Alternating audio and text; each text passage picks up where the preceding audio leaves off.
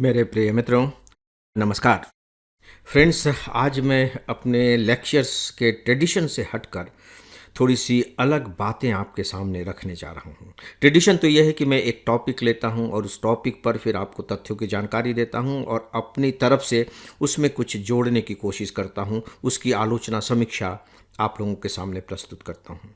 लेकिन आज का जो मेरा ये लेक्चर है, इनफैक्ट लेक्चर नहीं है, मैं कुछ पढ़कर आपको सुना रहा हूँ। लेकिन ये जो मैं पढ़कर सुना रहा हूँ, ये कोई सामान्य व्यक्ति का लेख नहीं है।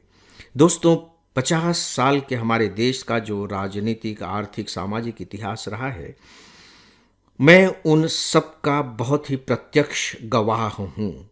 उन्हें मैंने देखा है, उन्हें मैंने समझा है और आत्मसात भी किया है और मेरे दिमाग में बहुत सारी बातें आज भी बिल्कुल ताज़ा तरीन हैं। मुझे एक भी ऐसी घटना याद नहीं आ रही है जबकि हमारे देश के मुख्य न्यायाधीश ने किसी अखबार को कोई पूरा लेख लिख करके दिया हो और वह भी सामाजिक मुद्दों पर, या यूं कह लीजिए कि गांव के ऊपर। जी हाँ, मैं आपको एक लेख पढ़कर सुना रहा हूं जो हमारे देश के जो chief justice of supreme court हैं, chief justice of supreme court, उन्होंने लिखा है। उनका नाम बताने की ज़रूरत मैं नहीं समझता, आप जानते हैं। दोस्तों, जब आप चीफ जस्टिस बने थे, मुख्य न्यायाधीश आप जानते हैं जस्टिस सूर्यकांत जी, तब हरियाणा में मेरे एक परिचित हैं, वो आईएएस ऑफिसर रहे हैं। तो उनसे मैंने फ़ोन पर बात की क्योंकि मेरे अंदर एक कुलबुलाहट सी थी, एक स्वाभाविक जिज्ञासा थी चीफ जस्टिस साहब के बारे में जानने की। तो उन्होंने मुझे इनके बारे में काफ़ी कुछ बताया। बहुत ही सामान्य पृष्ठभूमि के हैं और हरियाणा के रहने वाले हैं।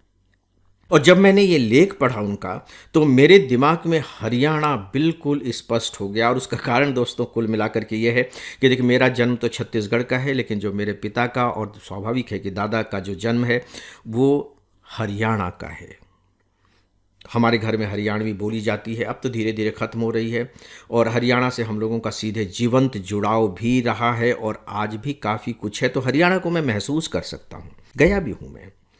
तो इसलिए जब मैंने गांव के ऊपर उनका ये लेख पढ़ा, तो यह लेख मुझे अंदर से छू गया। और हो सकता है कि इसका कारण यह भी रहा हो कि मैंने अपने जीवन के शुरू के 18 साल छत्तीसगढ़ के एक गांव में ही बिताए हैं। सरगुजा जिले का गांव चंद्रमेढ़ा, वहां मैंने व्यतीत किया है। तो जब भी कभी मैं गांव के बारे में कुछ सुनता हूं, देखता हूं, तो गांव मेरे अंदर जीवंत हो जाता है।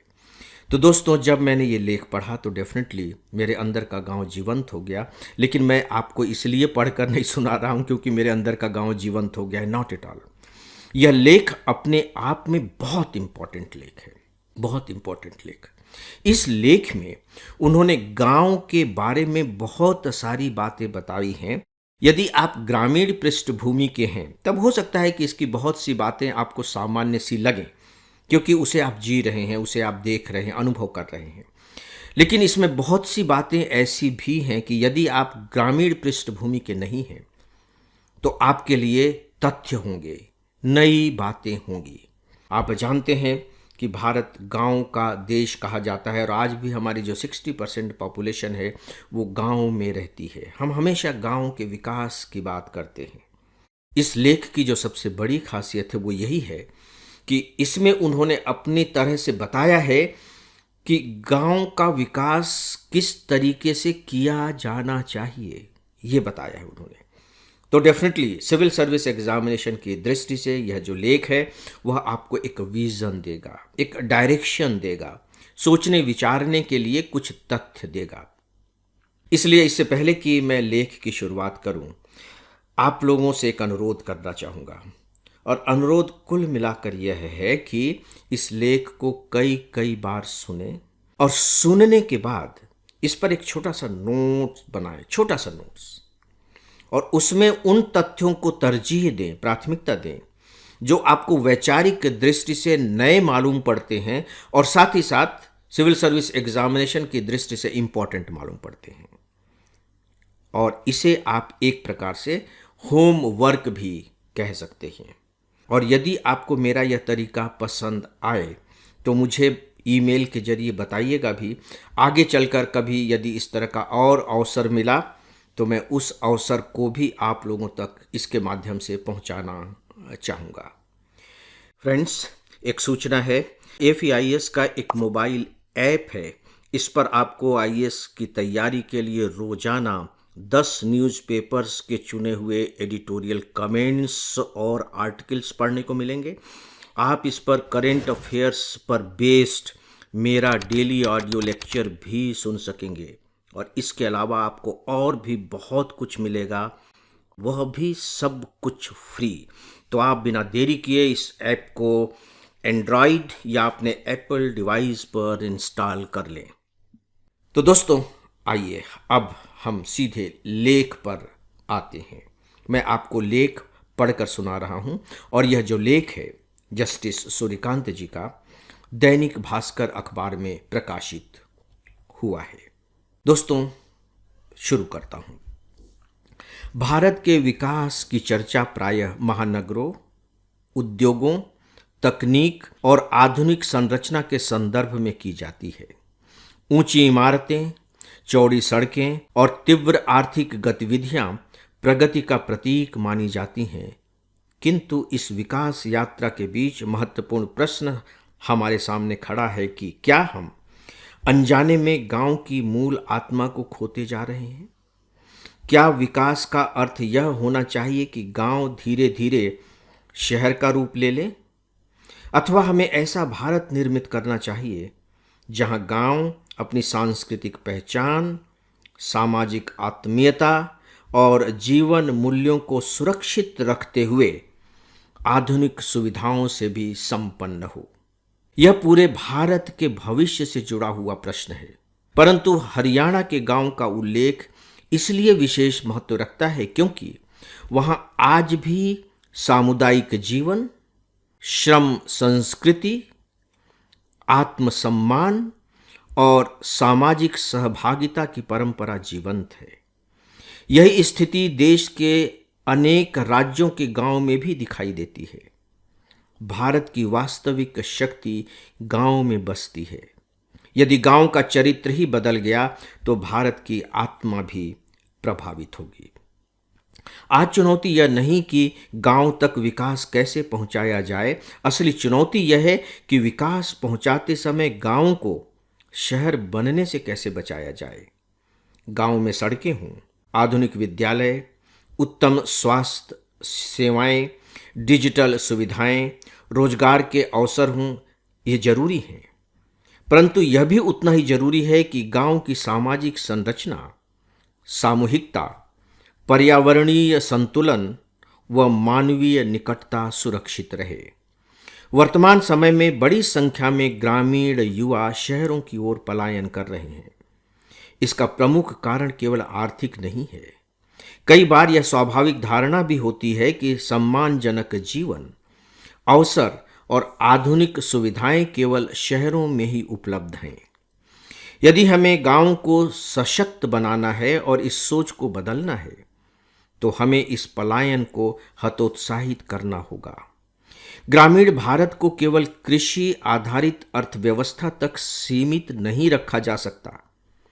गांव में स्थानीय उद्योग, कृषि आधारित उद्यम, डिजिटल सेवाएं, कौशल विकास केंद्र और तकनीक आधारित रोजगार के अवसर विकसित करने होंगे।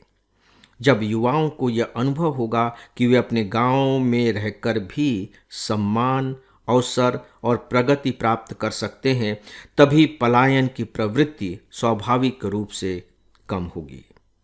ग्रामीण जीवन को केवल आर्थिक दृष्टि से नहीं देखना चाहिए। गांव की सबसे बड़ी शक्ति उनका सामाजिक ताना बाना है।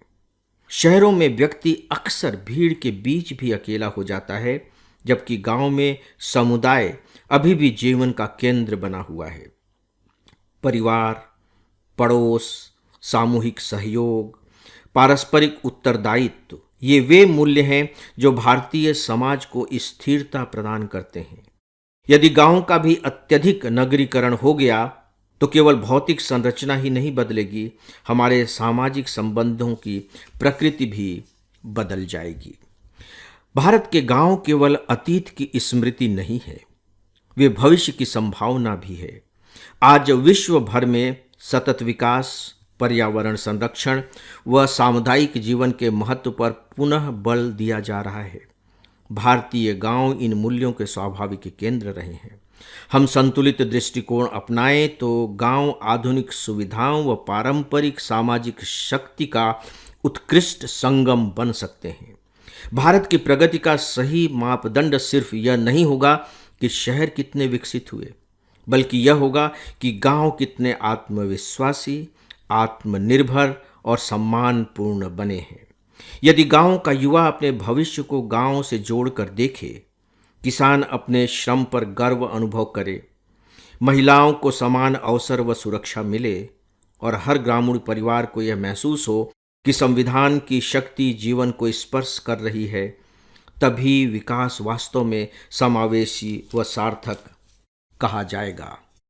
संविधान ने प्रत्येक नागरिक को समान अवसर, गरिमा और न्याय का अधिकार प्रदान किया है, किंतु यह भी उतना ही सत्य है कि संविधान की वास्तविक सफलता तभी मानी जाएगी जब उसकी संवैधानिक प्रतिज्ञाएं देश के अंतिम व्यक्ति तक पहुंचेंगी, विशेष रूप से उन ग्रामीण व परिवारों तक जो अब भी मूलभूत सुविधाओं और अवसरों की प्रतीक्षा कर रहे हैं।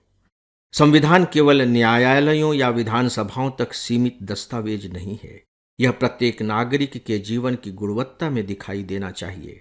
संविधान केवल प्रभावशाली व्यक्तियों के विशेषाधिकारों का रक्षक नहीं है, यह गरीब से गरीब व्यक्ति के समानाधिकारों का प्रहरी है। दोस्तों, यह थे जस्टिस सूर्यकांत जी का लेख। आप इसे कई कई बार सुने, आपको सुनने में मज़ा भी आएगा और साथ ही साथ विचार करने के लिए बहुत सारे तथ्य भी मिलेंगे। फ्रेंड्स, इस विषय पर बस इतना ही और इसी के साथ ही आज के इस डेली ऑडियो लेक्चर को अब यहीं समाप्त करता हूँ। नमस्कार।